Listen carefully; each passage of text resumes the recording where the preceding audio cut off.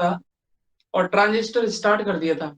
Transistor में आगे हम स्टडी करने वाले हैं डिफरेंट कॉन्फ़िगरेशन ऑफ ट्रांजिस्टर। मतलब आप हेडिंग बना सकते हो ट्रांजिस्टर की विभिन्न विधाएं, डिफरेंट कॉन्फ़िगरेशन ऑफ ट्रांजिस्टर। ठीक है, 3 टाइप के कॉन्फ़िगरेशन आपको पढ़ने हैं, थोड़ा सा बेसिक बता देता हूं आपको, फिर अपन स्टार्ट करते हैं डिफरेंट कॉन्फ़िगरेशन ऑफ ट्रांजिस्टर, जिसमें एक ही कॉन्फ़िगरेशन हो पाएगा। एक ही कॉन्फ़िगरेशन आज जो मैं कराऊंगा उसमें देख लो आप 5 डायग्राम बनने वाले हैं। 5 डायग्राम बनेंगे एक कॉन्फ़िगरेशन में। केवल थियोरिटिकल पार्ट है, डेरिवेशन तो इसका ना के बराबर। नहीं दिखा तो मुझे बताना भाई, ये डायग्राम मैंने पहले बना के रखे हैं। Different configuration of transistor, transistor की विभिन्न विधाएं, ये आप हेडिंग बना सकते हो। देखो, जब भी हम किसी ट्रांजिस्टर की बात करते हैं तो मैंने आपको बताया था ट्रांजिस्टर जो होता है वो 3 टर्मिनल और 2 जंक्शन डिवाइड होता है, जिसमें 2 जंक्शन होते हैं और 3 टर्मिनल होते हैं। टर्मिनल के बारे में मैंने बताया था, 3 टर्मिनल होते हैं, एमीटर, बेस और कलेक्टर। एमीटर मतलब उत्सर्जक बोलते हैं इसको, बेस मतलब आधार, और कलेक्टर मतलब संग्राही। ये 3 चीजें मैंने बता दी थी आपको। ट्रांजिस्टर में कितने टर्मिनल होते हैं? 3, एमीटर, बेस और कलेक्टर। एमीटर क्या काम करता है? एमिट करता है मेजॉरिटी चार्ज कैरियर को, या चार्ज कैरियर को बोल सकते हैं। एमीटर का काम रहता है चार्ज कैरियर को एमिट करना, जो आवेश वाहक होते हैं उनको उत्सर्जित करना, ये काम रहता है एमीटर का। और base is the middle section part of transistor, और जो कलेक्टर होता है वो कलेक्ट करता है चार्ज कैरियर को, इकट्ठा करता है, कलेक्ट करता है, ऐसा बोल सकते हैं। तो ये 3 चीजें मैंने बता दी थी। अब डिफरेंट कॉन्फ़िगरेशन ऑफ ट्रांजिस्टर में कौन कौन से कॉन्फ़िगरेशन पढ़ने हैं वो सुन लो। पहले तो ये देख लो दिख रहा है कि नहीं दिख रहा है सभी बच्चों। एक पढ़ना है आपको कॉमन बेस सीबी, एक पढ़ना है आपको कॉमन एमीटर, और थर्ड नंबर एक पढ़ना है common collector. Different configuration of transistor, transistor की जो विभिन्न विधाएं हैं उसमें आपको 3 पढ़ना है, कॉमन बेस, कॉमन एमीटर और कॉमन कलेक्टर। ट्रांजिस्टर की विभिन्न विधाओं में आपको 3 पढ़ना है, एक उभयनिष्ठ आधार, उभयनिष्ठ संग्राही और उभयनिष्ठ उत्सर्जक। बच्चों, कॉमन वर्ड का मतलब क्या होता है वो सुन लो। कॉमन का मतलब होता है जो इनपुट और आउटपुट दोनों के बीच में कॉमन होता है, उसको बोलते हैं कॉमन। उभयनिष्ठ का मतलब होता है जो इनपुट और आउटपुट दोनों के बीच में क्या हो, कॉमन हो, उसको हम उभयनिष्ठ कहते हैं। ट्रांजिस्टर की जब हम बात करते हैं तो वहां देखो, जब भी हम किसी किसी को भी ट्रांजिस्टर की अगर हम बात ना करें, किसी और डिवाइस की बात करें, तो हमेशा सभी बच्चों को पता है, हाँ क्या, ट्रांजिस्टर की अगर हम बात ना करें, किसी और डिवाइस की भी बात करें, तो बच्चों ध्यान से सुनना। देखो, जैसे ट्रांजिस्टर का मैं एक डायग्राम बनाऊं छोटा सा, इस टाइप से मैंने ट्रांजिस्टर का कोई डायग्राम बना दी। कौन सा ट्रांजिस्टर है मुझे कोई मतलब नहीं है इससे, ठीक है। ये ट्रांजिस्टर का सिंबल था, पिछले टर्म पे बताया था। तो ट्रांजिस्टर का मैंने सिंपल एक छोटा सा डायग्राम बना दिया। अब देखो, अगर मुझे इनपुट देना है तो इन दोनों टर्मिनल के बीच में दूंगा।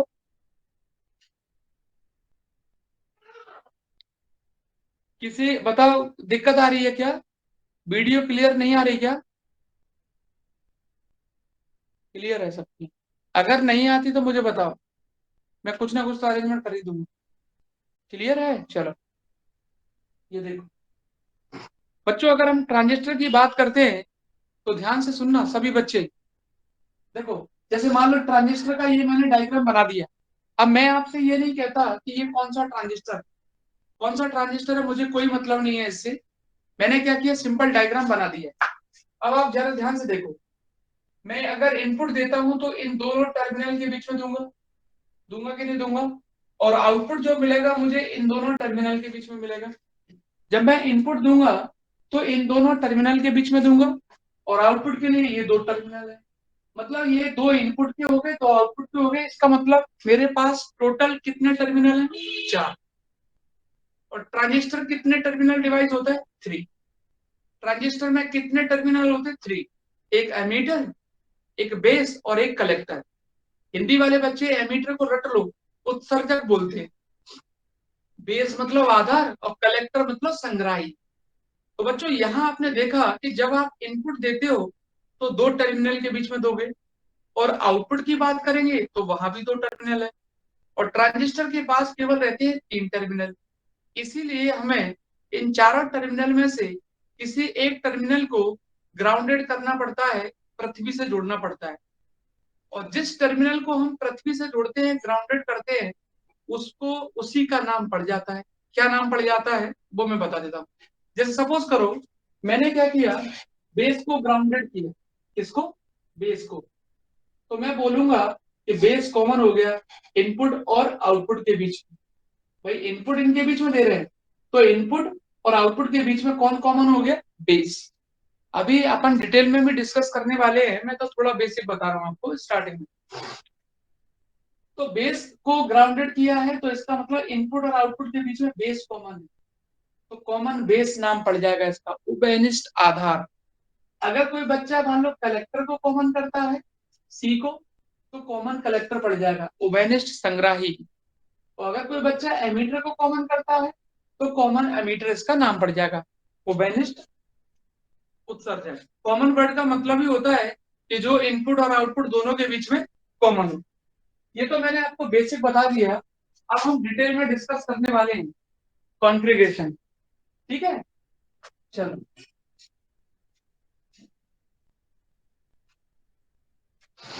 तो सबसे पहले आप हेडिंग बनाएंगे कॉमन बेस कॉन्फ़िगरेशन, डाल दो हेडिंग उभयनिष्ठ आधार विधा।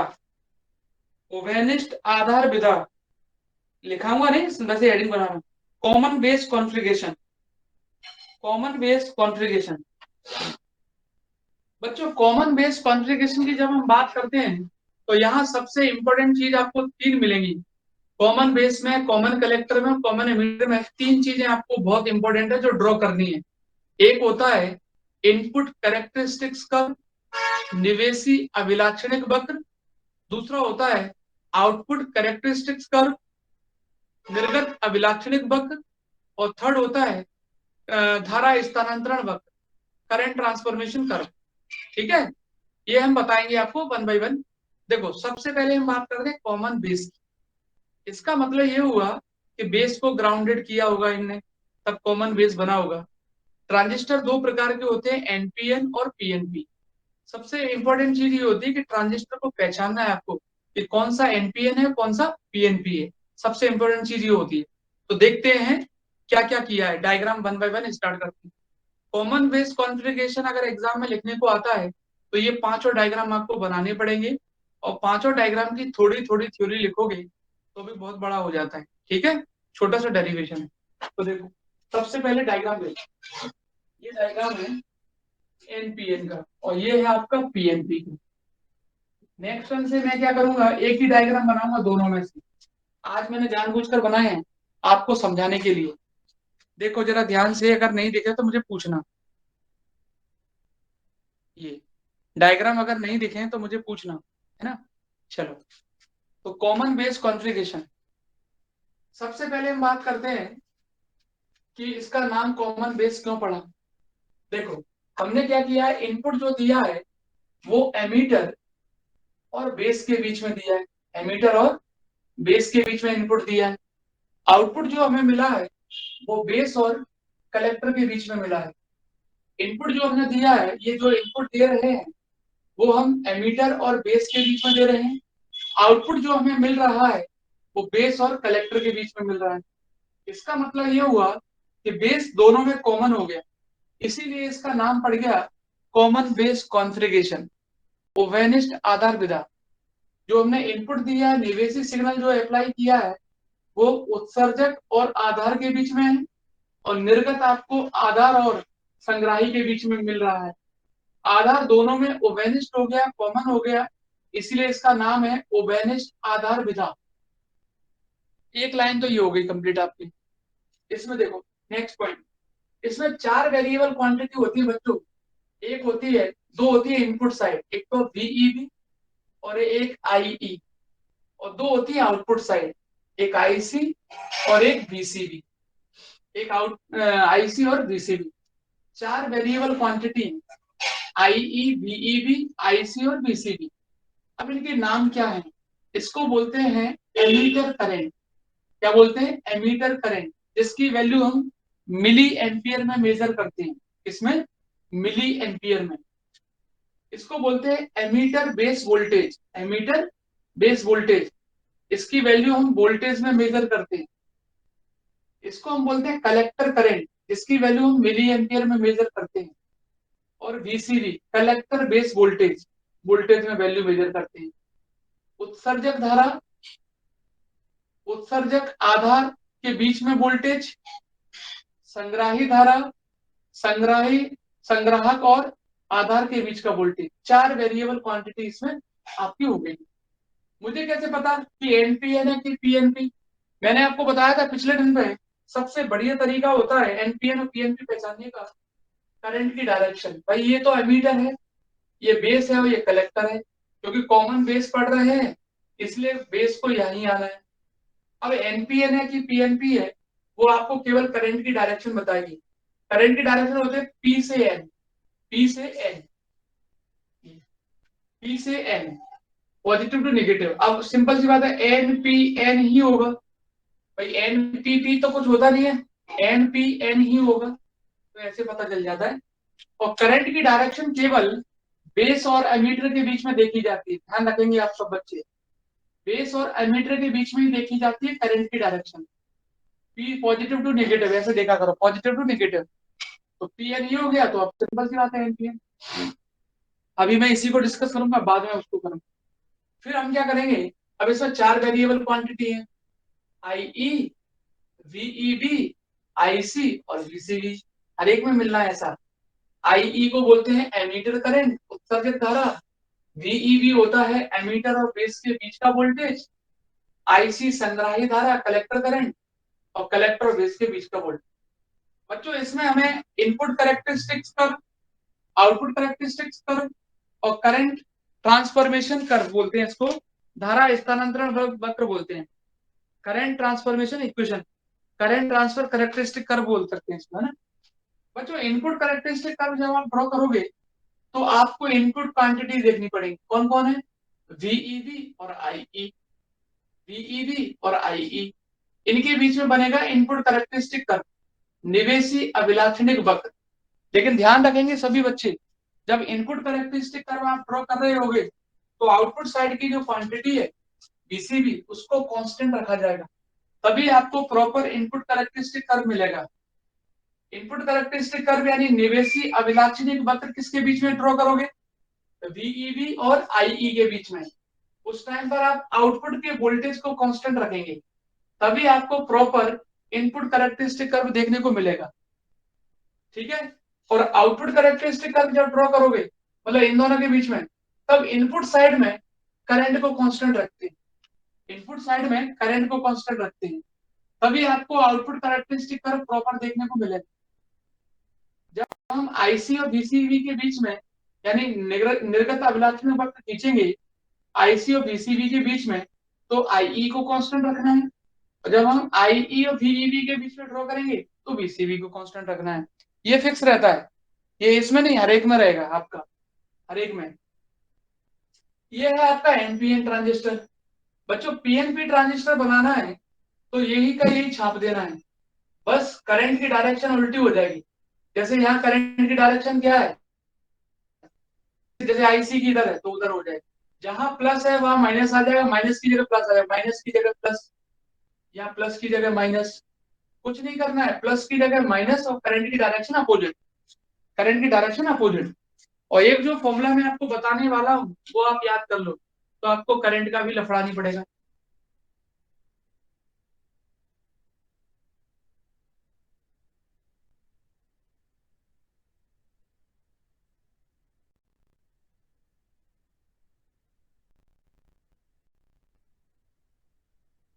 क्या, किरचॉफ के नियम से, किरचॉफ का नियम क्या बोलता है कि नोड पर आने वाला करंट, नोड पर कौन कौन सा करंट आ रहा है, आईसी और आईबी, नोड पर आने वाला करंट इक्वल टू नोड से जाने वाला करंट। तो आईसी आ रहा है, आईबी आ रहा है, दोनों का जो सम होता है वो हमेशा आईसी के आईई के बराबर होता है, इसके आईई के। बाकी करंट की डायरेक्शन मेजर करना कोई बड़ी बात नहीं है, प्लस है तो हमेशा प्लस से माइनस जाती है, ये माइनस की तरफ जाती है तो इधर आईई हो गया, और बेस की डायरेक्शन ऊपर की तरफ। क्योंकि आई बी प्लस आई सी का सम हमेशा किसके बराबर होगा, आई ई के। ऐसे सेम टू सेम इसमें। चलो आप पूछ लो क्या पूछ रहे हो, फिर मैं आगे बढ़ूँ। क्या कह रहे सर हो ये बताओ। ये पूछ रहे थे सर, इनपुट अपन बोल रहे हैं कि ई और बी के बीच में दिया है और आउटपुट सी और बी के बीच में लाया, यही ना सर? हाँ हाँ। सर बैटरी अपन ने इस साइड पे लगाई है तो सर धारा भी इस साइड बह रही, तो इनपुट इस साइड से कैसे हो गया सर? कैसे धारा, बैटरी कहाँ लगाई है। तो जैसे सी और बी साइड नहीं लगाई है बैटरी सर अपन ने? बैटरी इधर भी लगी है, बैटरी उधर भी लगी है। सर उधर बैटरी कहाँ यहाँ भी पे? लगी है और बैटरी यहाँ भी लगी है। यहाँ इसका मतलब तो केवल ये है, बीसीबी। इसका मतलब होता है बीसीबी। और यहाँ भी लगा सकते हो आप बैटरी, ऐसे ही लगा सकते हो, बैटरी ये लगी, ये है बैटरी, ये वीईबी हो गया। बताओ, कोई दिक्कत है क्या। भाई दोनों साइड सप्लाई है, आउटपुट में भी वोल्टेज मिलेगा, लेकिन सर आउटपुट में भी धारा तो करंट ऐसी है। बह रही है ना, ऐसी इधर से इधर, तो सर इधर से गई इधर निकली तो इनपुट इधर हुआ आउटपुट उधर हुआ, ऐसा नहीं होता सर? नहीं ऐसा नहीं होता है, तो ऐसा नहीं होता है। दोनों साइड इनपुट में भी सप्लाई देनी पड़ेगी आपको, आउटपुट में भी सप्लाई देनी पड़ती है। इनपुट में भी और आउटपुट में भी। या ऐसा बोल दो, इनपुट में सप्लाई दोगे तो आउटपुट में भी वोल्टेज जनरेट होगा। तो आउटपुट में भी जो वोल्टेज जनरेट होगा, जो वोल्टेज आपको प्राप्त होगा, वो प्लस माइनस या माइनस प्लस जो भी होगा, फिर हम यहाँ लिख देते हैं। ये ऐसा कभी नहीं होता कि बैटरी यहाँ लगा दी तो इसी के कारण करंट फ्लो हो रहा है। इनपुट और आउटपुट दोनों साइड में लगानी पड़ती है बैटरी इसमें। चाहे तो उसको ऐसे बोल सकते हो कि इनपुट में मैंने सिग्नल दिया है, इनपुट में मैंने सिग्नल दिया है तो आउटपुट में मुझे वोल्टेज प्राप्त होगा, तो बैटरी लगा दो। और चाहे ऐसे बोल दो कि दोनों साइड लगानी लगानी है। क्योंकि इनपुट कैरेक्टरिस्टिक कर्व और आउटपुट कैरेक्टरिस्टिक कर्व जब ड्रॉ करोगे दोनों, तो ये कंडीशन फिक्स रहती है कि आईई और वीईवी के बीच में ग्राफ प्लॉट करना पड़ेगा, तो बीसीबी कांस्टेंट रखना पड़ेगा। अब बीसीबी वोल्टेज है तो सिंपल सी बात है, बैटरी तो उसके लिए होगी, बीसीबी के लिए। और जब आप इन दोनों के बीच में ग्राफ प्लॉट करोगे तो आईई है तो करंट है, तो बैटरी इसकी भी होगी। क्योंकि ट्रांजिस्टर में इधर देखो एमीटर करंट है तो उसके लिए अलग सप्लाई है, कलेक्टर है तो उसके लिए अलग। बताओ और कोई दिक्कत है तो पूछ लो। ठीक है, चलो। तो देखो जरा ध्यान से, तो एनपीएन ट्रांजिस्टर के बाद अगर आपको पीएनपी ट्रांजिस्टर बनाना है तो केवल सप्लाई को चेंज करना है, मतलब प्लस की जगह माइनस, माइनस की जगह प्लस हो जाएगा। और ये इक्वेशन आपकी तीनों में रहेगी, चाहे कॉमन बेस पढ़ लो, चाहे कॉमन एमीटर पढ़ लो, चाहे कॉमन कलेक्टर पढ़ लो। आई ई बराबर आई बी प्लस आई सी, हमेशा याद रखेंगे। जैसे और निकालते कैसे हैं, नोड पर आने वाला करंट, नोड पर कौन कौन आ रहा है, आई बी आ रहा है, आई सी आ रहा है, और जाने वाला करंट, जाना कौन सा है, आई ई। तो ये इक्वेशन आपके तीनों ट्रांजिस्टर के लिए फिक्स हो गई। ये तो हम ड्रॉ करेंगे इनपुट और आउटपुट कैरेक्टरिस्टिक कर्व। तो बच्चों ट्रांजिस्टर में चार क्वांटिटी होती है जो वेरिएबल रहती हैं। चारों वेरिएबल मैंने नाम पहले दे दिया। चार वेरिएबल होती हैं, दो इनपुट साइड में और दो आउटपुट साइड में। चारों वेरिएबल क्वांटिटी में से अगर आपको इनपुट कर्व ड्रॉ करना है तो स्टार्टिंग वाली दो क्वांटिटी के बीच में ड्रॉ किया जाता है, लेकिन आउटपुट के वोल्टेज को हमेशा फिक्स रखा जाता है। तभी आपको इनपुट कैरेक्टरिस्टिक कर्व क्लियर और स्पष्ट और मतलब ये बोल सकते हैं कि एक्यूरेट नजर आएगा। और जब आप आउटपुट में ड्रॉ करेंगे तो इनपुट के करंट को हमेशा फिक्स रखा जाता है, तब तो जाके आपको आउटपुट का कर्व प्रॉपर मिलता है देखने के लिए। इन दोनों डायग्राम में अगर कोई दिक्कत है तो पूछ लो। फिर इन दोनों डायग्राम में जितनी भी क्वांटिटी है सब आप याद कर लो, मैं इनको मिटाने जा रहा हूँ, इनको सर समझना। अपन ऐसे सर दोनों तरफ से सप्लाई देते हैं सर, तो इसका यूज क्या हुआ सर? क्यों यूज क्यों नहीं होगा। मान लो सपोज करो आउटपुट में करंट चाहिए आईसी, तो कहां से लाओगे बताओ। आउटपुट में करंट चाहिए आपको आईसी, चार वेरिएबल क्वांटिटी है। आईसी बीसीबी के साथ वेरी करता है और आईई बीईबी के साथ वेरी करता है। भाई आईई जो रहता है वो बीईबी के साथ वेरी करेगा और आईसी बीसीबी के साथ वेरी करेगा। मान लो आईसी चाहिए तो फिर कैसे लेके आओगे आईसी, आप बताओ आईसी कैसे लेके आओगे। सर ऐसे अपने जैसे पीछे पढ़ के आ रहे हैं, अपन जैसे पढ़ते हैं तो अपन सर एक तरफ से करंट देते हैं दूसरी तरफ मिलता है, सर इसमें अपन दोनों तरफ से करंट दे रहे हैं तो फिर सर मतलब इसका ट्रांजिस्टर का यूज क्या होता है सर? मतलब ऐसे इसमें दोनों तरफ से करंट दिया फिर क्या हुआ सर करंट का? चलो तो आपकी बात मैंने मान ली। आपने कहा इनपुट साइड में मैंने वोल्टेज दे दिया, मान लो VEB दे दिया, करंट IE इसके कारण मिल गया और IC भी मिल गया। मान लो आपने कहा VCB नहीं है तो मैंने VCB हटा दिया, ये हटा दिया, ठीक है, आपने कहा तो मैंने हटा दिया। अब मैंने आपसे कहा कि भाई शाम आउटपुट कैरेक्टरिस्टिक कर्व ड्रॉ करो, बताओ कैसे ड्रॉ करोगे? सर अभी हमें समझ में ही नहीं आया सर, आउटपुट कैरेक्टरिस्टिक कर्व क्या है सर? मैं सर ये पूछ रहा था सर, अपन जैसे होते उधर पढ़ते थे, जैसे एक तरफ उन्हें करंट दिया सर, नहीं उसमें उसमें दो साइड उस पे मिलता था वहां सर, जैसा इसमें वहां जैसा नहीं होता है। यहाँ पर अगर आप इनपुट में बैटरी कनेक्ट करते हो और उसके कारण करंट मान लो IE फ्लो करवा दी, तो आउटपुट में भी आपको बैटरी लगानी पड़ेगी और उसके कारण जो भी करंट फ्लो होगा IC या जो भी करंट फ्लो होता है, मतलब 4 वेरिएबल क्वांटिटी चाहिए आपको, तभी जाके आपको ये करंट मिलेंगे, इनपुट और आउटपुट करंट, क्योंकि जैसे आउटपुट अपन अब करंट जो उधर पढ़ते थे सर ना पीछे, जैसे एसी को डीसी में, तो उसका हाँ कुछ हाँ काम था सर, इसका क्या काम है सर, ऐसे अगर अपन देखें सर? अभी बताता हूँ ना ट्रांजिस्टर का यूज क्या है, लास्ट में ट्रांजिस्टर का यूज भी बताऊंगा आपको। लेकिन ये तो याद रखना पड़ेगा कि आउटपुट साइड में भी बैटरी लगी रहेगी आपकी, आउटपुट में भी बैटरी होगी, इनपुट में भी बैटरी रहेगी। क्यों? अगर मान लो किसी बच्चे ने आउटपुट में बैटरी नहीं लगाई, तो पूछ लिया उसने आउटपुट कैरेक्टरिस्टिक कर्व ड्रॉ करो, तो कैसे ड्रॉ करोगे यार? आउटपुट कर्व ड्रॉ करना है तो आउटपुट की क्वांटिटी लेनी पड़ती है, इनपुट के लिए इनपुट की लेनी पड़ती है। जैसे नहीं सर, मैंने ऐसे सपोज करना, कंफ्यूजिंग हो रहा है ना, जैसे अपने इधर से बैटरी लगाई मतलब इधर से भी करंट फ्लो हुआ, इधर बैटरी लगाई इधर से भी करंट फ्लो हुआ, सबसे से गया कहाँ करंट? तो देखो ऐसे भी आपको एक चीज ऐसे भी बताऊं, समझ सकते हैं ना इसको कि आउटपुट के लिए अपन इनपुट वाले को कांस्टेंट रख रहे हैं और इनपुट आउटपुट वाले के इनपुट को कांस्टेंट रख रहे हैं। ऐसा भी बोल सकते हो। और मान लो सपोज एक चीज बंद कर दी ना उस टाइम पे, जब दूसरे को कैलकुलेट कर रहे हैं तो। ऐसे भी समझ सकते हो कि जब हम दूसरे को कैलकुलेट कर रहे हैं तो एक पहली वाली बंद कर दी, दूसरा देखो मैं बढ़िया तरीके समझाऊं आपको। या तो ऐसे जैसे दुर्गेश ने बताया कि इनपुट में जब हम कोई चीज करते हैं तो आउटपुट सप्लाई बंद कर दी, और आउटपुट के लिए करते हैं तो इनपुट सप्लाई बंद कर दी, पहली चीज। दूसरा, जैसे मान लो ट्रांसफार्मर की बात करते हैं, क्योंकि आप कह रहे हो पीछे जो बताया था, तो मान लो सपोज करो मैंने आपको ट्रांसफार्मर की बात की है। ट्रांसफार्मर जरा ध्यान से सुनना, 2 मिनट दूंगा बस केवल। इनपुट मैंने दे दिया, इनपुट के कारण करंट फ्लो हो गया, करंट फ्लो हो गया, फिर उसके बाद आउटपुट में जो भी मिला हमें, करंट वोल्टेज जो भी मिलता है, जैसे मैं बच्चों से पूछता हूँ कि भाई बताओ आउटपुट पावर कितनी होगी, तो बच्चा क्या कहता है कि सर आउटपुट पावर निकालना है तो P2 बराबर आप लिख दो I2 into E2, direct come to the point आ रहा हूँ बस, I2 इंटू E2। और मैंने कहा इनपुट पावर कितनी होगी, तो उसने कहा I1 इंटू E1। अब उससे कहो यार दो दो बैटरी है, ये कैसे आ गई, कहां से आ गई?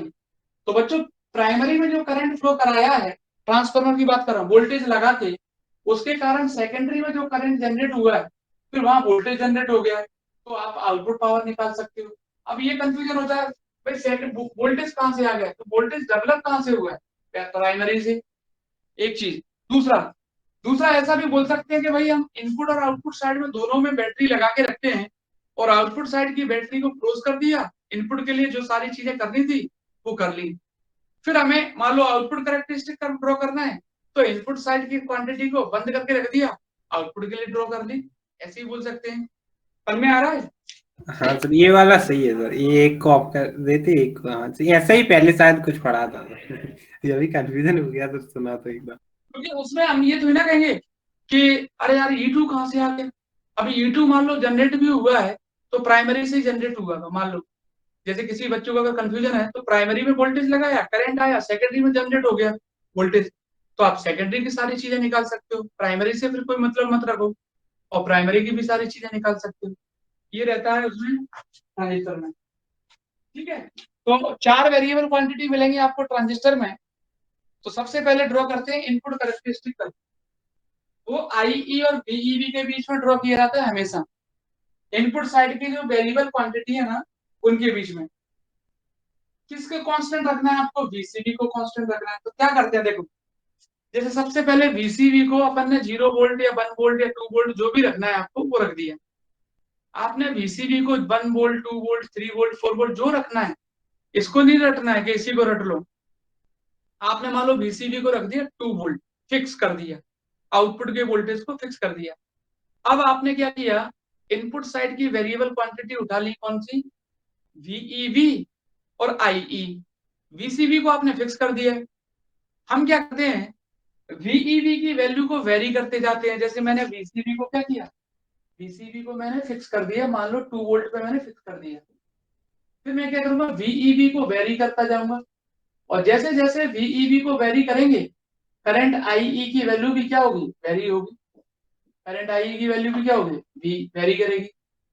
ऐसे हम क्या करते हैं, डिफरेंट डिफरेंट VCV के लिए, जैसे VCV को मैंने 2 वोल्ट फिक्स किया, फिर VCV को मैंने 4 वोल्ट फिक्स किया, VCV को मैंने 6 वोल्ट फिक्स किया। VCV को फिक्स करके रख देना है आपको, और VEV को वेरी करते जाएंगे। रियोस्टेट लगा के रखते हैं, जहां सर्किट में नहीं दिखाया मैंने, रियोस्टेट लगा के रखते हैं जो वेरिएबल रेजिस्टेंस का काम करता है पहले से, और VEV की वैल्यू को वेरी करके IE की वैल्यू को वेरी करते हैं, तो VEV और IE के बीच में एक ग्राफ मिल जाता है जिसको हम बोलते हैं इनपुट कैरेक्टरिस्टिक कर्व। क्या करना होता है इसमें, सेकेंडरी को आउटपुट का जो वोल्टेज होता है VCV, उसको डिफरेंट डिफरेंट वोल्टेज पर हम फिक्स करके रखेंगे। फिर हम क्या करेंगे, VEV की वैल्यू को वेरी करेंगे, 1 वोल्ट, 2 वोल्ट, 3 वोल्ट, 4 वोल्ट जो भी है। IE भी वेरी होगा, IE भी वेरी होगा रियोस्टेट की मदद से। रियोस्टेट लगा के रखते हैं जिसको हम वेरिएबल रेजिस्टेंस बोलते हैं, परिवर्ती प्रतिरोध बोलते हैं। ठीक है, तो VEV को वेरी करते जाएंगे, IE वेरी होगा, मतलब IE की वैल्यू डिफरेंट डिफरेंट मिल जाएगी, तो आपको इनपुट कैरेक्टरिस्टिक कर्व मिल जाएगा देखने को। ये वैसा ही कर्व होगा जैसा आपको फॉरवर्ड वाइज में, जैसा आपको फॉरवर्ड वाइज में PN जंक्शन डायोड में मिलता है। अब आप सोच रहे हो कि ऐसा कर्व कहां से मिल गया जो फॉरवर्ड वाइज में PN जंक्शन डायोड में मिलता है, क्योंकि जो डायग्राम मैंने मिटाया है ना, उसमें आप देख लो, इनपुट साइड जो है वो फॉरवर्ड में है, इनपुट जो है वो फॉरवर्ड में है। पी टाइप का सेमीकंडक्टर बैटरी के पॉजिटिव से और एन टाइप का सेमीकंडक्टर बैटरी के नेगेटिव से कनेक्टेड हो तो उसको हम फॉरवर्ड वाइज बोलते हैं। आप देख सकते हो, एक पहले वाले ग्राफ को चेक कर लो, उसमें आपको दिख जाएगा कि वो फॉरवर्ड में है, पहला वाला ग्राफ है ना, नेगेटिव नेगेटिव से कनेक्टेड है। जो एन टाइप का सेमीकंडक्टर था वो नेगेटिव से कनेक्टेड हो तो वो फॉरवर्ड है। तो आपको वैसा ही ग्राफ देखने को मिलता है जैसा पीएन जंक्शन डायोड में फॉरवर्ड कैरेक्टरिस्टिक कर्व देखने को मिलता है। बताओ, क्लियर हुआ? क्या करेंगे, VCV को नियत रखेंगे, फिक्स कर देंगे, VEV की वैल्यू को वेरी करते जाएंगे, बदलते जाएंगे, IE की वैल्यू भी चेंज होती जाएगी, दोनों के बीच ग्राफ प्लॉट कर लेना। और ऐसे हमें कई ग्राफ मिल सकते हैं, कई ग्राफ। स्टार्टिंग में VEV के वैल्यू को बढ़ाएंगे, IE धीरे धीरे बढ़ेगा, फिर आपको मालूम है एक डेफिनेट पॉइंट के बाद इसकी वैल्यू, IE की वैल्यू बढ़ने लगती है, तो आपको इस तरीके से इनपुट कैरेक्टरिस्टिक कर्व मिल जाएगा देखने को।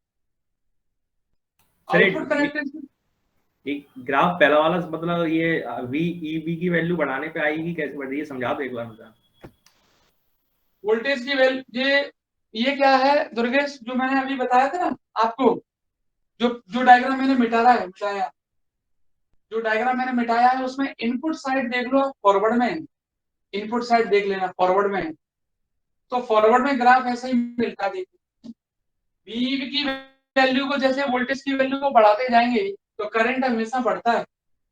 वोल्टेज की वैल्यू को जैसे ही बढ़ाते हैं फॉरवर्ड वाइज में तो करंट की वैल्यू बढ़ती है, तो एक डेफिनेट पॉइंट के बाद तो और ज्यादा तेजी से बढ़ने लगती है, जिसको हम नी वोल्टेज बोलते हैं। नी वोल्टेज आपको मैंने, आप तो कल पढ़ लेना, उसको कल पढ़ाऊंगा पीएन जंक्शन डायोड में, बाकी बच्चों को पता है कि जैसे जैसे हम वोल्टेज की वैल्यू को बढ़ाते हैं करंट की वैल्यू धीरे धीरे बढ़ती है, और एक डेफिनेट पॉइंट के बाद वोल्टेज की वैल्यू क्या होने लगती है, वो करंट की वैल्यू क्या होने लगती है, बढ़ने लगती है। ये मैंने बताया था डायोड में आपको, किसमें, डायोड में, पीएन जंक्शन डायोड में। ये बताओ, इसमें कोई दिक्कत है तो पूछ लो।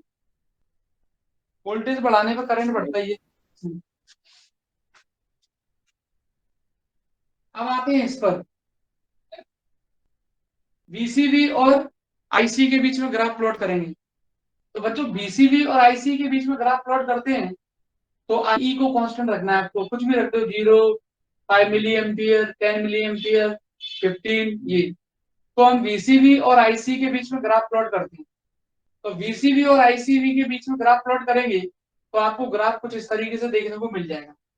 कैसा, कि स्टार्टिंग में VCV की वैल्यू बढ़ाएंगे तो IC की वैल्यू थोड़ी सी बढ़ेगी, थोड़ी सी, कितना, अगर VCV को हम 1 वोल्ट से, ध्यान से सुनना, अभी मैं एक इंपॉर्टेंट चीज बताने वाला हूँ आपको, 1 वोल्ट से कम रखेंगे तब तक तो IC बढ़ेगा, फिर 1 वोल्ट के बाद क्या होता है, IC कांस्टेंट हो जाएगा, IC कांस्टेंट हो जाएगा। तो ग्राफ आपको इस तरीके से देखने को मिल जाएगा। अब सुनना ध्यान से, क्या करते हैं हम, जैसे मैंने बताया था पीएन जंक्शन डायोड में, आपको पीएन जंक्शन डायोड में क्या बताया था मैंने, पीएन जंक्शन डायोड में मैंने एक चीज बताई थी, क्या कि जैसे हम इलेक्ट्रिकल सप्लाई देते हैं पहले, तो इलेक्ट्रिकल सप्लाई देते हैं तो क्या होता है सब पता है आपको। जैसे मान लो, ये मैं केवल आपको याद रखने के लिए समझा रहा हूँ, जिससे आप हमेशा के लिए याद रख पाओ। पी टाइप के सेमीकंडक्टर के अंदर होल रहते हैं और एन टाइप के सेमीकंडक्टर के अंदर क्या रहते हैं, इलेक्ट्रॉन रहते हैं। जैसे ही मान लो आपने सप्लाई वप्लाई दे दी, सब कुछ फॉरवर्ड वाइज में ऐसा होता था। अब क्या होता था फॉरवर्ड वाइज में, मैंने बताया था कि एन के जो इलेक्ट्रॉन है वो पी में घुसते हैं और पी के होल इसमें जाते हैं। तो स्टार्टिंग में जैसे जैसे वोल्टेज की वैल्यू बढ़ाते जाएंगे, जैसे जैसे वोल्टेज की वैल्यू बढ़ाते जाएंगे, तो उतने इलेक्ट्रॉन और होल एक दूसरे की तरफ आते जाएंगे, मतलब करंट उतना बढ़ता जाएगा। जितने होल और इलेक्ट्रॉन रिकम्बाइन होते हैं उतना करंट बढ़ता जाता है। तो इस तरीके से आपको इनपुट कैरेक्टरिस्टिक कर्व मिल जाता है। और जैसे ही आपने मान लो सप्लाई वोल्टेज बढ़ाते गए तो ये कंडीशन ऐसी आती है कि सारे के सारे इलेक्ट्रॉन इसमें चले जाते हैं, होल इसमें चला जाता है, मतलब करंट मैक्सिमम हो जाता है। तो जब करंट मैक्सिमम हो जाता है, फिर उसके बाद आप भले ही सप्लाई बढ़ाते जाओ, भले ही सप्लाई बढ़ाते जाओ, करंट फ्लो फिर होगा ही नहीं, मतलब उतना ही करंट रहेगा, मतलब करंट सैचुरेटेड हो जाएगा, वो इसमें नहीं आ जाएगा। ये इसलिए बताया है कि आप याद रख पाओ। स्टार्टिंग में जैसे मान लो आपने सप्लाई दिया, तो इलेक्ट्रॉन और होल पेयर उतने क्रिएट होते जाएंगे, भाई यहाँ से इलेक्ट्रॉन निकल के इसमें जाएगा, होल इससे निकल कर इसमें आएगा, तो उतने इलेक्ट्रॉन होल रिकम्बाइन होंगे, करंट उतना बढ़ता जाएगा इलेक्ट्रॉन होल के कारण। तो आपको ऐसा इनपुट कैरेक्टरिस्टिक कर्व देखने को मिल जाएगा। ये इसमें भी काम आएगा, इसमें भी काम आएगा आपको। और जैसे हम क्या करते हैं कि भाई सप्लाई बढ़ाते गए 1 वोल्ट से कम तक बस केवल, क्योंकि जर्मेनियम और सिलिकॉन दोनों के लिए 0.7 और 0.3 वोल्ट से ज्यादा वोल्ट दोगे तो करंट फिर ये मान के चलो 0.3 और 0.4 वोल्ट पर सारे इलेक्ट्रॉन सारे होल इधर आ जाते हैं, आपको बताया था मैंने पहले। तो हम क्या करते हैं, VCV की वैल्यू जैसे 1 वोल्ट से कम रखेंगे, तब तक तो क्या होगा, धीरे धीरे वोल्टेज बढ़ाने पर करंट की वैल्यू बढ़ती जाएगी। लेकिन जैसे ही VCV की वैल्यू 1 वोल्ट या उससे ज्यादा रखते हैं तो करंट क्या हो जाता है, सैचुरेटेड रहता है, सैचुरेटेड। फिर भले ही सप्लाई बढ़ाते जाओ, करंट नहीं बढ़ेगा, करंट क्या हो जाएगा, सैचुरेटेड हो जाएगा, संतृप्त हो जाएगा। तो इसमें हमें 3 रीजन देखने को मिलेंगे, एक तो कट ऑफ रीजन, संतृप्त क्षेत्र बोलते हैं, एक संतृप्त रीजन यानी सैचुरेटेड रीजन, और एक एक्टिव रीजन। ये एक बात फिर बताता हूँ, ये थोड़ा सा टिपिकल है। क्या करते हैं हम सबसे पहले, आप अब उसको भूल जाओ भले, क्या करते हैं स्टार्टिंग में जैसे जैसे हम वोल्टेज की वैल्यू को बढ़ाते हैं तो करंट बढ़ता है।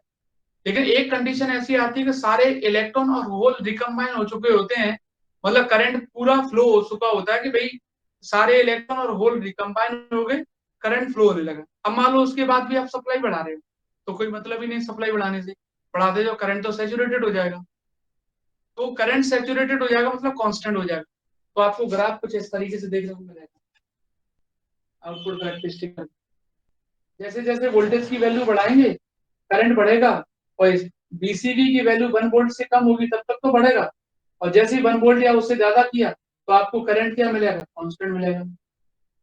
तो आपको 3 रीजन देखने को मिलेंगे, एक्टिव रीजन सक्रिय क्षेत्र बोलते हैं, संस्तब्ध रीजन कट ऑफ रीजन बोलते हैं, और सैचुरेटेड रीजन।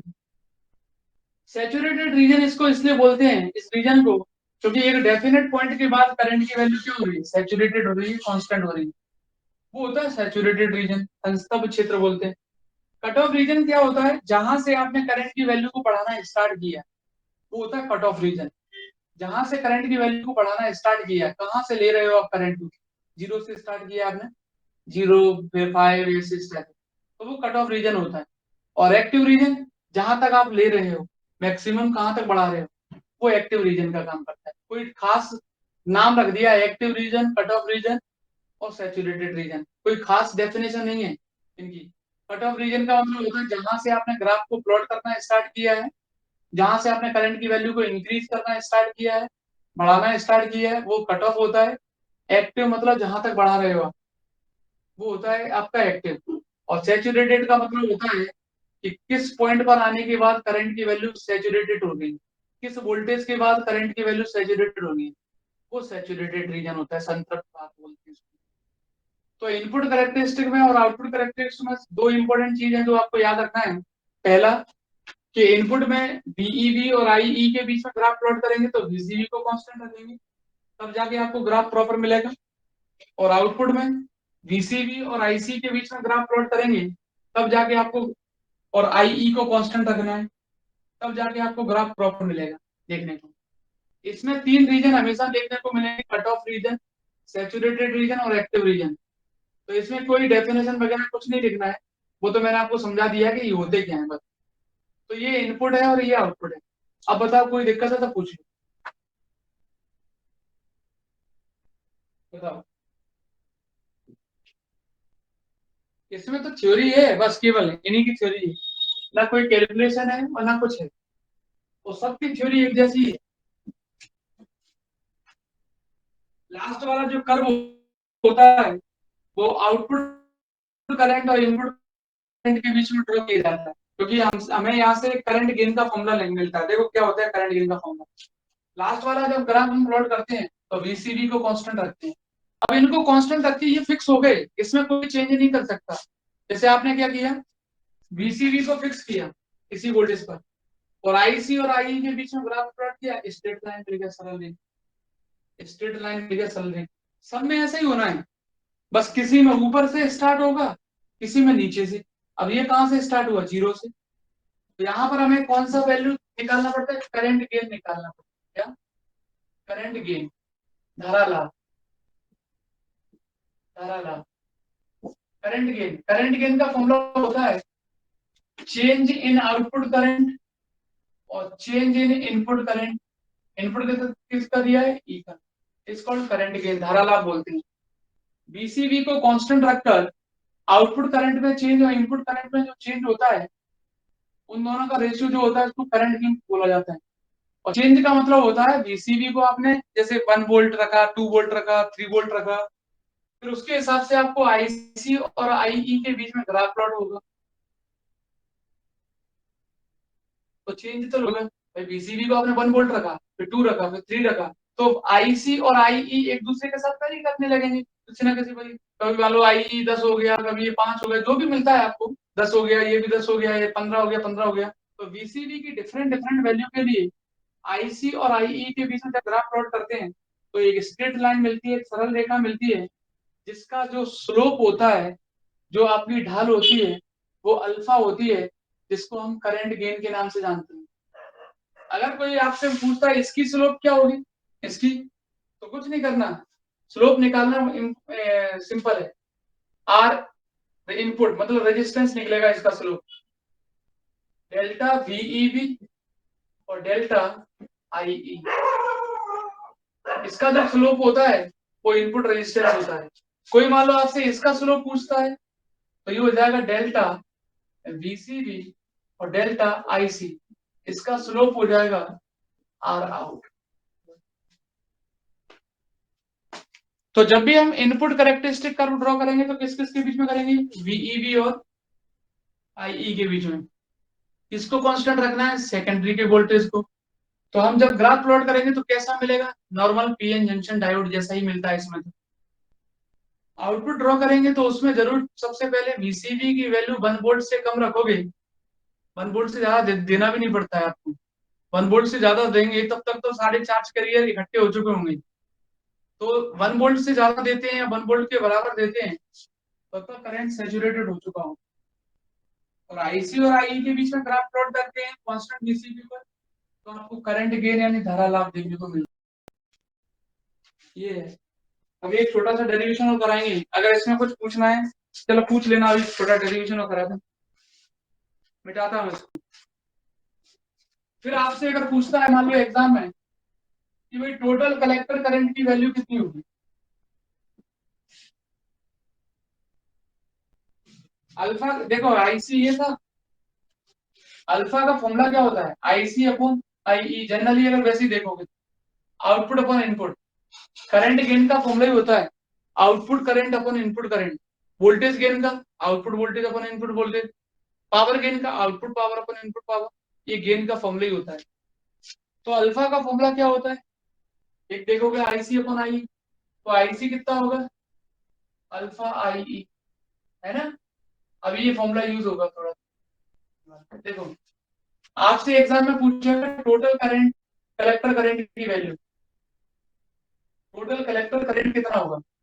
तो बच्चों स्टार्टिंग में मैंने जो डायग्राम बनाया था उसमें आप देख सकते हो, इनपुट वाला पार्ट जो है, इनपुट वाला जो पार्ट है वो फॉरवर्ड में है, फॉरवर्ड में टोटल कलेक्टर करंट निकालने जा रहे हैं, इनपुट वाला जो पार्ट है वो फॉरवर्ड में है, तो उसमें करंट फ्लो होगा, कितना करंट फ्लो हो रहा है, आई, उसमें अल्फा का मल्टीप्लाई हो जाएगा करंट गेन का। करंट गेन आपको ये बताता है कि आई की वैल्यू कितने टाइम्स इंक्रीज होती है, ये भी बताता है गेन। तो इनपुट में मेजॉरिटी चार्ज कैरियर बहुसंख्यक आवेश वाहक के कारण धारा प्रवाहित होती है, अल्फा आई, और आउटपुट वाला साइड देख लेना आप पहले वाले डायग्राम को, वो रिवर्स में है, तो उसमें करंट फ्लो होगा सीबीओ। सीबीओ का मतलब होता है रिवर्स करंट भी बोलते हैं इसको, या लीकेज करंट भी बोलते हैं, या current due to minority charge carrier भी बोलते हैं इसको। आईसीबीओ के तीन नाम है, एक तो लीकेज करंट, लीकेज धारा बोलते हैं, एक माइनॉरिटी चार्ज कैरियर यानी अल्पसंख्यक आवेश वाहकों के कारण करंट बोलते हैं, और रिवर्स भी बोल सकते हैं। ट्रांजिस्टर में टोटल करंट जो होता है, कलेक्टर करंट, वो एक तो ये रहेगा इतना करंट फ्लो हो रहा है, और एक लीकेज करंट जो रिवर्स के कारण करंट फ्लो हो रहा है। भाई एक पार्ट फॉरवर्ड है, दूसरा रिवर्स है, मैंने टोटल करंट आपसे पूछा, तो आप कहोगे टोटल निकालेंगे तो फॉरवर्ड के कारण इतना और रिवर्स के कारण इतना, तो टोटल कलेक्टर करंट आ गया। आई की वैल्यू मैंने आपको पहली बता दी, आई। अच्छा सीबीओ नाम क्यों रखा है, कॉमन बेस है ना, कॉमन बेस, ओ का मतलब ओपन होता है, कॉमन बेस ओपन, ओपन का मतलब होता है खुला, मतलब लीकेज, बहुत कम करंट, सीबीओ। कॉमन अमीटर पढ़ोगे तो सीईओ आ जाएगा। तो आई बराबर अल्फा, आई की वैल्यू मैंने स्टार्टिंग में बताई थी, आई बी प्लस आई सी और आई सी बी। आई की वैल्यू स्टार्टिंग में बता दी थी, इतनी थी, तो यहां से निकालोगे, और यहाँ से लिखा आई सी बराबर अल्फा आई बी प्लस अल्फा आई सी प्लस आई सी बी ओ। इसको इधर ले आओ तो आई सी कॉमन आ जाएगा, 1 माइनस अल्फा, इसको इधर ले आओ, बराबर अल्फा आई बी प्लस आई सी बी ओ। 1 अपॉन इसका डिवाइड लगा तो आई सी बराबर आ जाएगा अल्फा अपॉन 1 माइनस अल्फा आई बी प्लस, इसको डिवाइड में ले जाए तो 1 अपॉन 1 माइनस अल्फा आई सी बी ओ, इसको डिवाइड में ले गए। फिर उसके बाद ये वाला जो रिलेशन है आपका अल्फा अपॉन 1 माइनस अल्फा, इसको मैंने मान लिया बीटा। अब बीटा क्या है, वो नेक्स्ट वाला जो टॉपिक पढ़ोगे उसमें आएगा, अभी तो आपको याद रखना पड़ेगा, बीटा को भी करंट गेन बोलते हैं, ये नेक्स्ट वाला कॉन्फ़िगरेशन है उसके लिए आता है।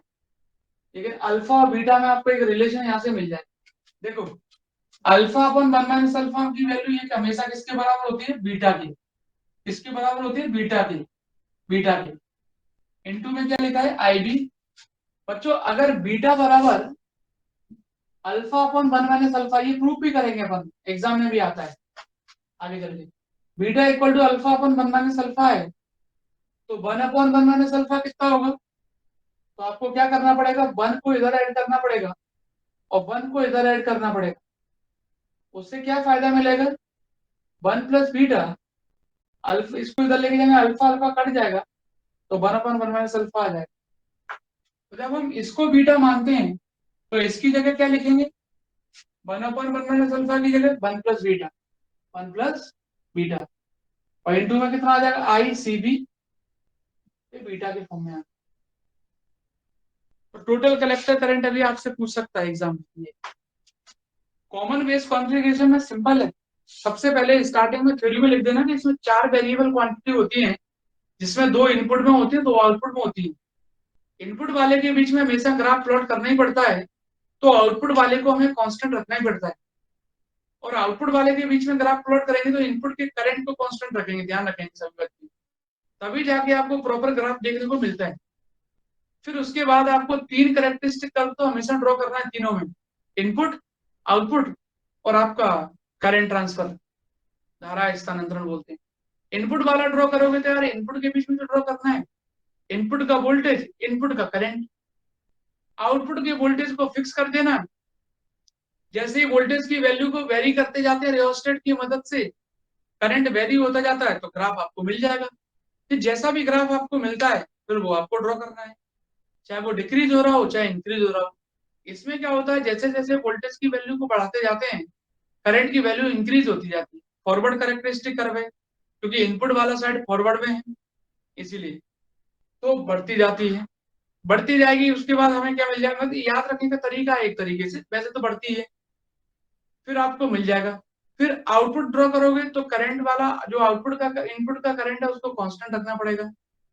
वीसीबी की वैल्यू को बढ़ाएंगे तो 1 वोल्ट से ज्यादा नहीं बढ़ाना है, 1 वोल्ट तक बढ़ाएंगे, लगभग 1 वोल्ट तक बढ़ाएंगे तब तक तो करंट बढ़ेगा। फिर मान लो आपने 1 वोल्ट के बाद बढ़ा भी दिया तो सारे चार्ज कैरियर इकट्ठे हो जाएंगे, फिर बढ़े तो बढ़ाते जाओ, करंट आपका सैचुरेटेड हो जाएगा। तो डिफरेंट डिफरेंट आईई के लिए बीसीबी और आईसी के बीच में आपको ग्राफ मिल जाएगा, जिसको हम निर्गत अभिलाक्षणिक वक्र यानी आउटपुट कैरेक्टरिस्टिक कर्व बोलते हैं। करंट ट्रांसफर हमेशा आपको ड्रॉ करना पड़ेगा अल्फा, बीटा और गामा के लिए। अल्फा की वैल्यू चूंकि 0 से स्टार्ट होती है, 0 से 50 तक रहती है, इसीलिए ये कर्व 0 से स्टार्ट हुआ है। अल्फा जो करंट गेन होता है वो 0 से लेकर 50 तक रहता है, 49 तक, इसीलिए ये ग्राफ 0 से स्टार्ट हुआ है। अदरवाइज ग्राफ तो 1 से भी स्टार्ट हो सकता था, 2 से भी हो सकता था, लेकिन इसकी वैल्यू 0 से स्टार्ट होती है इसलिए 0 से स्टार्ट हो गया। और वो अल्फा जो होता है उसको नाम ही है करंट गेन, धारा लाभ, तो इसीलिए वो ग्राफ हमेशा आउटपुट करंट और इनपुट करंट के बीच में ड्रॉ होगा। करंट गेन मतलब आउटपुट करंट, इनपुट करंट। अगर वोल्टेज गेन बोलता तो आउटपुट वोल्टेज और इनपुट वोल्टेज के बीच में ड्रॉ होगा। फिर उसके बाद आपको तीनों के लिए स्लोप याद रखने हैं। पहला वाला जो ग्राफ बनेगा उसके लिए स्लोप होगा इनपुट रेजिस्टेंस, निवेशी प्रतिरोध, और दूसरा वाला जो ग्राफ होगा उसका होगा निर्गत प्रतिरोध, मतलब आउटपुट रेजिस्टेंस, और थर्ड वाले के लिए तो करंट गेन है ही। फिर टोटल करंट की वैल्यू पूछता है, इसमें थोड़ा सा डेरिवेशन है भी, बाकी में नहीं मिलेगा। टोटल कलेक्टर करंट निकालना है तो आपको ये पता करना पड़ेगा कि भाई इनपुट किस में है आउटपुट किस में है। आपने देखा इनपुट फॉरवर्ड में है और आउटपुट रिवर्स में है, वो डायग्राम स्टार्टिंग का जो बनाया है उसमें देख लेना, आपको दिख जाएगा। बैटरी का पी अगर नेगेटिव से कनेक्टेड है, एन टाइप का सेमीकंडक्टर बैटरी के पॉजिटिव से कनेक्टेड है तो रिवर्स हो गया, और एन टाइप का सेमीकंडक्टर बैटरी के नेगेटिव से कनेक्टेड है तो फॉरवर्ड हो गया। एक चेक करना पड़ता है केवल। तो इसमें इनपुट फॉरवर्ड में है, आउटपुट रिवर्स में है, तो करंट तो दोनों के कारण होगा, पूरे सर्किट में करंट निकाल रहे हैं अपन तो यहाँ करंट हो जाएगा अल्फा आईई और इधर हो जाएगा आईसीबीओ, क्योंकि बहुत कम करंट फ्लो होता है, जिसको हम लीकेज करंट का नाम भी देते हैं। आईई की वैल्यू रख देना, उसका मल्टीप्लाई कर देना, आईसी को इधर ले आना, इसका डिवाइड कर देना। ये रिलेशन तो प्रूफ करने के लिए आएगा अलग से, proof that beta equal to alpha upon 1 minus alpha, ये हम आगे चल के प्रूफ करेंगे जब हम तीनों कॉन्फ़िगरेशन पढ़ लेंगे।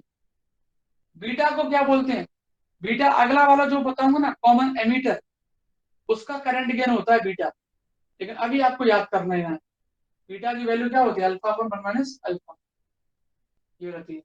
तो जब हम इसकी जगह बीटा लिख रहे हैं तो इसकी जगह भी कुछ बीटा के फॉर्मूले भी लिखना पड़ेगा। तो क्या लिखना पड़ेगा भाई, इसमें 1 ऐड कर दो, इसमें 1 ऐड कर दो, इसकी जगह ये लिखना पड़ेगा। ये आपका कंप्लीट हो गया, इतना करके आना पड़ेगा आपको, तब जाके 6 नंबर मिलेंगे। कुछ पूछना है तो पूछ सकते हो। सीसी की डेट तो दी नहीं सर अभी तक साइंस कॉलेज वालों की सर।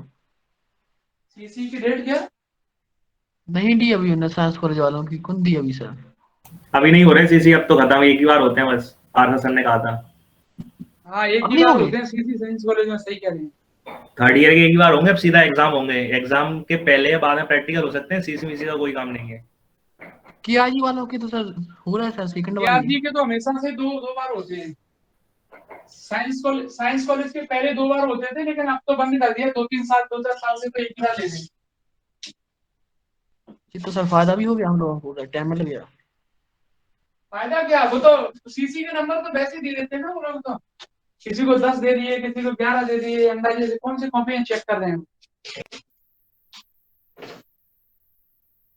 सर 11 बजे क्या पढ़ाओगे सर आप? ये सी कंटिन्यू करोगे या रिवीजन है कुछ? हाँ, कल 11 बजे जिसको पीएन जंक्शन डायोड पढ़ना हो, जैसे पीएन जंक्शन डायोड पढ़ाऊंगा, फिर उसके बाद जो भी डायोड हो जाए, जैसे मान लो जेनर डायोड हो जाए, जो जितने हो जाएगा, मतलब पीएन जंक्शन डायोड से स्टार्ट करूंगा, और 11 से 12:15, 12 सवा 12 तक क्लास रहेगी। फिर जो भी रिवीजन डायोड रहेगी जितने सर? हो जाएंगे वो कराऊंगा। अगर किसी ने रिवीजन कर रहेगी ना लिया। सर? हाँ रिवीजन रहेगी ना सर? Revision sir? हाँ, रिवीजन है, रिवीजन है, और क्या रिवीजन। आप तो सही धमकी दे दिया करो कि पास की गारंटी नहीं है, क्लास ज्वाइन करो तो सब बच्चे ज्वाइन करेंगे सर। अब देखो, कह तो दिया यार बच्चों से, अब क्या करें, जिसको कई बच्चे ज्वाइन करते नहीं है। अब कुछ बच्चे ऐसे होते हैं बेचारे, वो बिल्कुल चिंता से ज्वाइन करते हैं। कईयों की तो क्लास छूटी ही नहीं है, जैसे आपकी है, शांत है, और भी बच्चे हैं, लड़कियां बहुत सारी हैं जो कभी क्लास नहीं छोड़ती, नहीं कई बच्चे छोड़ देते हैं। अब वो 10 दिन पहले जब पता चलेगा उनको, जब एग्जाम होंगे। सर मॉसपेट के बारे में भी थोड़ा बता देना।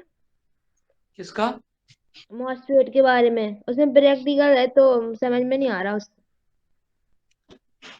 मॉसफेट तो वोल्टेज कंट्रोलिंग डिवाइस होता है ना। हाँ तो उसके बारे वोल्टेज में कुछ पता ही नहीं, प्रैक्टिकल है तो उसमें बाय में पूछेंगे वो। कुछ नहीं पूछता है मेरे हिसाब से तो। और उसमें प्रैक्टिकल में थोड़ा सा पढ़ लेना आप। और कब है प्रैक्टिकल आपका? अभी तो डेट नहीं आई, लेकिन प्रैक्टिकल है जो वो बुक में नहीं है तो इंग्लिश में भेजा उनने, तो वो कुछ समझ तो में आप नहीं तो आ रहा मुझे। आप तो उसको पढ़ लेना, लिख लेना, जब आप प्रैक्टिकल देने जाओ उसको 2 दिन पहले मेरे को बता देना 2-3 चीजें, तो मैं आपको 5-6 क्वेश्चन ऐसे बता दूंगा जो मॉसफेट में पूछेगा। ओके। जब आप सर प्रैक्टिकल केआईटी में प्रैक्टिकल तो देने जाओ। प्रैक्टिकल सिखाते हैं सर। हाँ, 4-5 क्वेश्चन ऐसे बता दूंगा जो आपसे पूछ सकता है मॉसफेट में, बस वो बता दूंगा, तो आप अपने हिसाब से लिख लेना, जैसे भी करना है वही दिया ना भाई, में वही पूछेगा, 90% वही पूछेगा। सर एक बार हॉल इफेक्ट थोड़ा बता दो बस, मतलब थोड़ी सी स्टार्टिंग की थोड़ी बता दो बस, ऐसी ओरली। ऑल इफेक्ट में कुछ नहीं करते हैं, जैसे मान लो कोई ऐसा वायर ले लेते हैं, कोई करंट कैरिंग वायर ले लिया जिसमें करंट फ्लो हो रहा है, और उसको आपने ऐसे मैग्नेटिक फील्ड के अंदर रख दिया जिसकी डायरेक्शन करंट के परपेंडिकुलर है। जैसे मान लो वायर को मान लो एक्स में रखा आपने, ठीक है, और मान लो मैग्नेटिक फील्ड जेड में है, तो वायर में मान लो एक्स डायरेक्शन में करंट फ्लो हो रहा है, वो आपने उसको ऐसे मैग्नेटिक फील्ड में रख दिया जो उसके परपेंडिकुलर है, मतलब वो जेड में रख दिया आपने। तो जो मैग्नेटिक फील्ड है और जो वायर है, उन दोनों के परपेंडिकुलर एक इलेक्ट्रिक फील्ड जनरेट हो जाता है। इस मैग्नेटिक फील्ड के कारण क्या होता है, इस मैग्नेटिक फील्ड के कारण मैग्नेटिक फील्ड की डायरेक्शन और करंट की डायरेक्शन के परपेंडिकुलर एक इलेक्ट्रिक फील्ड जनरेट हो जाता है, और वो होता है परपेंडिकुलर, मतलब बाई डायरेक्शन में हो जाएगा, सिंपल सी बात है। उसी को बोलते हैं हम हॉल इलेक्ट्रिक फील्ड, और इसी इफेक्ट को बोलते हैं हॉल इफेक्ट। सर वो एक हाथ वायर से में कुछ बना के बताते थे ना, ऐसे ऐसे डायरेक्शन, वो कैसे बनाते थे सर? वो याद नहीं आ रहा। कैसे उसमें कैसे। हमने हाथ से बताया नहीं था, ऐसे बना, फ्लेमिंग फ्लेमिंग का लेफ्ट कुछ हैंड बताया। रूल, फ्लेमिंग लेफ्ट हैंड अच्छा रूल। ऐसे देखो, हाँ ऐसे कर सकते हो ना। जैसे मान लो ये तो बताता है आपकी करंट की डायरेक्शन को, ये जो फिंगर है ये वाली, ये करंट की डायरेक्शन को बताती है, ये मैग्नेटिक फील्ड की बताती है, और ये आपका जो भी जनरेट होगा उसकी डायरेक्शन को बताएगा। तो देखो, जैसे मान लो करंट आपने एक्स में किया है, मान लो एक्स में फ्लो हो रहा है, तो करंट को मैंने एक्स में रख दिया, ठीक है, ये एक्स में जा रहा है मान लो करंट। मैग्नेटिक फील्ड जेड में, चाहे अंदर कर दो चाहे बाहर कर दो, वो आपकी मर्जी है, उससे कोई फर्क नहीं पड़ता है। मान लो मैग्नेटिक फील्ड आपने अंदर कर दिया, तो इलेक्ट्रिक फील्ड कहाँ जनरेट हो गया, बाई डायरेक्शन में। कैसे पता चलता है इलेक्ट्रिक फील्ड बाई में जनरेट हो गया? क्योंकि आप ध्यान से देखना, करंट की डायरेक्शन ये, मैग्नेटिक फील्ड की डायरेक्शन ये है, तो फोर्स की डायरेक्शन क्या हो जाएगी आपकी, जेड में हो जाएगी। या फिर आप ऐसा बोल सकते हैं कि करंट की डायरेक्शन और मैग्नेटिक फील्ड के परपेंडिकुलर आपको एक इलेक्ट्रिक फील्ड दिखाई देगा, क्या, इलेक्ट्रिक फील्ड, तो उसकी डायरेक्शन क्या हो जाएगी, बाई डायरेक्शन।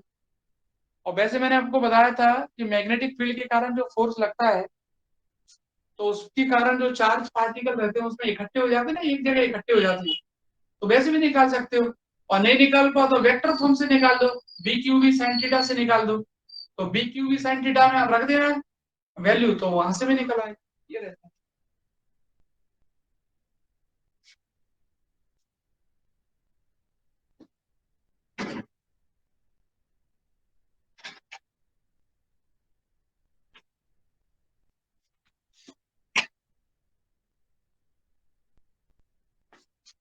ठीक है, नेक्स्ट टर्न पे कराएंगे फिर नेक्स्ट वाला। और नेक्स्ट वाला भी आप करोगे ना बिल्कुल सेम टू, मतलब पहला वाला आपने समझ लिया, नेक्स्ट वाले सब ऐसे ही है, अगले वाले। पहला वाला समझ में आ गया, थोड़ी थोड़ी बस मॉडिफाइड करते जाना है, बाकी थ्योरी एक जैसी है। और सब में 3-3 4-4 लाइन भी लिखोगे ना तो बहुत बड़ा है डेरिवेशन।